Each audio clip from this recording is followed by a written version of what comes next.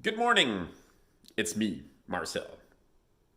I want to tell you the story about Frosty the Snowman, who, as you might expect, given that he was a snowman, was made of snow. Now, what's interesting about Frosty, and what I want you to understand, is apparently he came to life one day. The kids who made him know this and have spoken about this, and I have no reason to disbelieve them. Now, Frosty apparently became this living, breathing thing. They stuck, the what do you call those things? The carrot, yeah, the vegetable, the carrot. They stuck that in his nose. They got a couple of coal eyes, and suddenly the guy was alive. But the kids say that there was a hat. There must have been some magic. See, there's a hat that was magic that they put on his head, and suddenly he began to dance around. Frosty the Snowman began to dance around. In fact, I understand it was an Irish jig, which to me implies that the hat was probably of Irish origin. Anyway, so he began to dance around, and the kids were all excited about this whole thing and so forth. And the nose became like an actual snow nose or something like this. It wasn't just a carrot, which would have looked kind of like awful. So transformed into something more esoteric. Anyway. So Frosty was now this living, breathing thing. Perhaps not breathing, but conscious anyway, which means, of course, that he had feelings and so forth.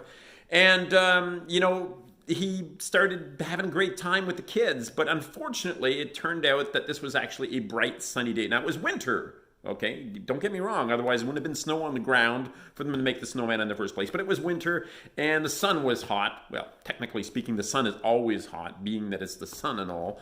But in this case, it was slightly above 32 degrees Fahrenheit or 0 degrees Celsius, which means, of course, that snow would start to melt, including Frosty. But Frosty said, hey, kids, let's go and have some fun. We'll go downtown. We'll do like a little parade sort of thing. So they started going downtown, and they ran into this cop who actually wanted to arrest Frosty or have him picked up by some kind of scientific organization for study or whatever. But the kids convinced him that this was actually a conscious creature and deserving of rights like everyone else. And so he let it go. And they started doing this little, dance and parade down the street and stuff like that. And but it was starting to get warmer, and the kids started getting sad. And Frosty said, I gotta go. I gotta go somewhere where it's a little bit colder. And the kids were like really upset and so forth. And he said, don't worry, I'll be back. I'll be back someday. Which is kind of like a way of saying, like, yeah, I might be back, I might not be back. It depends on what's actually happening. Someday. It's just, loosey-goosey sort of thing like that. Anyway, so that's it. That's basically the story of Frosty. He came to life, he had a hat, Irish jig. By the way, did I tell you that when he was downtown, there was an Irish-styled parade? So I'm pretty sure that the hat was of Irish origin.